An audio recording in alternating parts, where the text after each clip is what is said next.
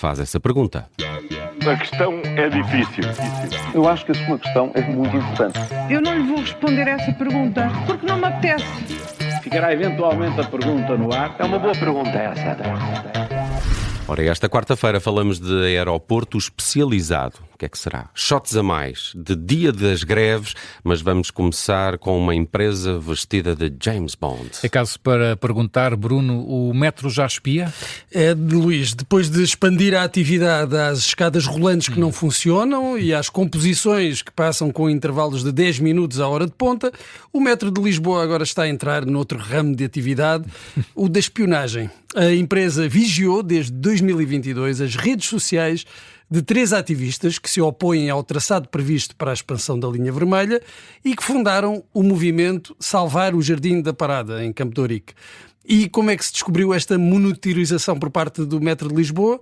A mesma consta do plano de comunicação do projeto.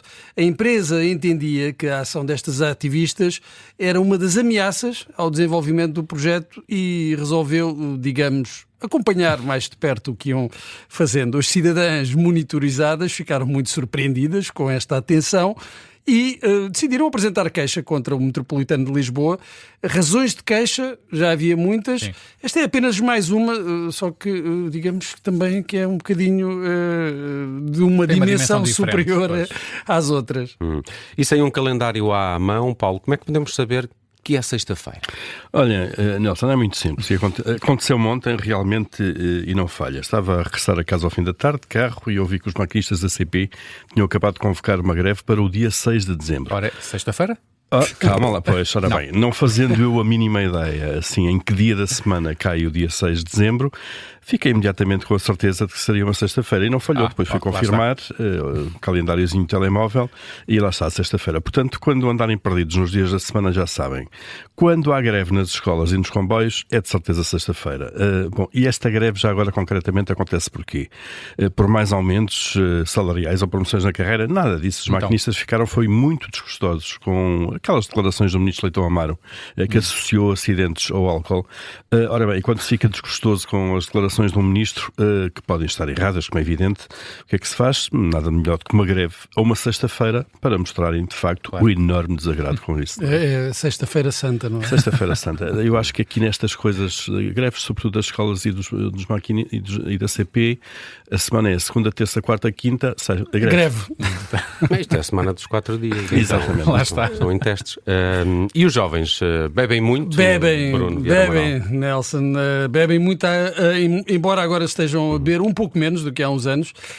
Não estamos a falar de água, nem de refrigerantes, mas de bebidas alcoólicas. Os dados do inquérito nacional realizado pelo Instituto para os Comportamentos Aditivos e Dependências, ao qual responderam mais de 90 mil jovens, revelam que 81% da população jovem já consumiu álcool e que cerca de 78% o fez no último ano. O mesmo relatório indica que 51% dos jovens praticaram no último ano o binge drinking. Isso. Que é aquele beber assim à bruta. Mas isto tem ciência. Atenção, são 5 ou mais bebidas alcoólicas consumidas na mesma ocasião, no caso das raparigas, e 6 ou mais no caso dos rapazes. 62% destes jovens que disseram ter consumido bebidas alcoólicas no último ano embriagaram-se ligeiramente e 36% severamente. Desconhece a percentagem do caixão à cova. Sim, ok. Deve haver aqui uma outra categoria. Bem, quase metade dos jovens também já experimentaram tabaco e a droga de eleição continua a ser a cannabis. Cerca de 27% dos jovens que responderam ao inquérito já consumiram cannabis. Os números não pioraram muito desde o último inquérito, mas também não há razões para grandes esperanças que venham a melhorar no futuro. Apetece dizer que, olhando para estes números, as coisas são como são. Paulo, e afinal o aeroporto de Beja até tem movimento para algumas atividades? Tem sim, senhor Luís, mas não são certamente as atividades para as quais foi construído.